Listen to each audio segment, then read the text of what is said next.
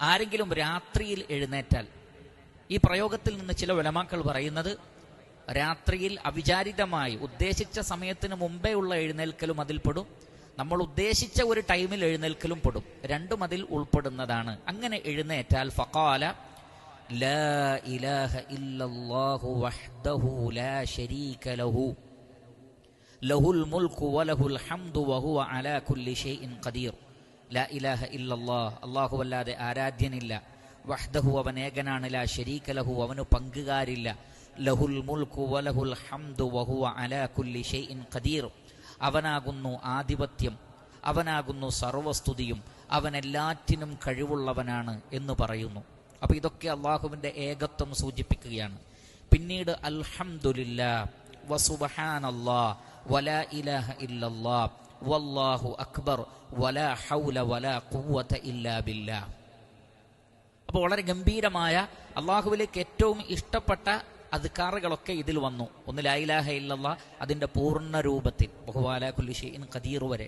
പിന്നെ അഹബ്ബുൽ കലാമി ഇലല്ലാഹ് എന്ന് പറഞ്ഞത് സുബ്ഹാനല്ലാഹ് അൽഹംദുലില്ലാഹ് ലാ ഇലാഹ ഇല്ലല്ലാഹ് അല്ലാഹു അക്ബർ. ലാ ഹൗല വലാ ഖുവത ഇല്ലാ ബില്ലാഹ് എന്നുള്ളത് കൻസുൻ മിനൽ ജന്ന എന്നാണ്, സ്വർഗത്തിൽ ഒരു കൻസാണ് ലാ ഹൗല വലാ ഖുവത ഇല്ലാ ബില്ലാഹ്. ഗംഭീരമായ ദിക്റാണ്. ഈ ദിക്റുകൾ കൂടി പറഞ്ഞിട്ട് സുമ്മ ഖാല, എന്നിട്ട് പറയാണെന്ത്, ഇതൊക്കെ പറഞ്ഞിട്ട്, ഇതൊക്കെ വസീലയാണ്, എന്നിട്ട് പറയാണ് അല്ലാഹുമ്മ ഗ്ഫിർലി, അല്ലാഹുവേ നീ എനിക്ക് പുറത്തു തരണേ റബ്ബേ. ഔ ദഅ, അല്ലെങ്കിൽ എന്തെങ്കിലും ഒരു കാര്യം ദുആ ചെയ്തു, അല്ലാഹുവേ എൻ്റെ കടങ്ങൾ തീർത്തു തരണേ, അല്ലാഹുവേ എൻ്റെ രോഗം മാറ്റണേ, അല്ലാഹു എൻ്റെ കുടുംബത്തിന് ബറക്കത്ത് നൽകണേ, അല്ലാഹു എൻ്റെ മക്കളിൽ കൺകുളിർമ നൽകണേ എന്നിങ്ങനെ എന്ത് കാര്യവും ഇങ്ങനെ പറഞ്ഞ് ദുആ ചെയ്താൽ ഉസ്തുജീബ, അതിന് ഇജാബത്തുണ്ട്, അതിന് ഉത്തരം കിട്ടും, ആ പ്രാർത്ഥനയ്ക്ക് ഉത്തരം കിട്ടും. ഫഇൻ തവദ്ദഅ വസല്ല, ഇനി വുദു എടുത്ത് നമസ്കരിക്കുക കൂടി ചെയ്താലോ ഖുബിലത് സ്വലാത്തുഹു, ആ നമസ്കാരം സ്വീകരിക്കപ്പെടും. അപ്പോൾ ഉറങ്ങി എഴുന്നേറ്റ ഉടനെ തന്നെ ഒരാൾ അള്ളാഹുവിനെ ഓർത്ത് ഇങ്ങനെ പ്രാർത്ഥിച്ചാൽ ആ വ്യക്തിയോട് അള്ളാഹുവിന് പ്രത്യേകമായൊരു ഇഷ്ടമുണ്ടാകും. കാരണം അള്ളാഹു സുബ്ഹാനഹു വ തആല ഒന്നാമത്തെ ആകാശത്തേക്ക് ഇറങ്ങി വരുന്ന സമയം കൂടിയാണത്.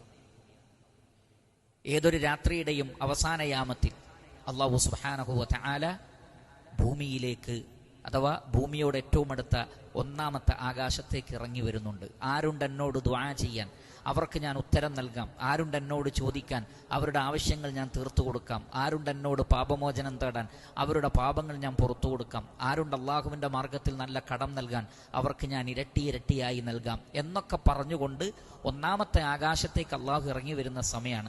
ആ സമയത്ത് ഉറങ്ങി എഴുന്നേറ്റ ഉടനെ തന്നെ ഒരാൾ ലാ ഇലാഹ ഇല്ലല്ലാഹ് എന്ന് പറയുമ്പോൾ അള്ളാഹുവിന് ആ അടിമ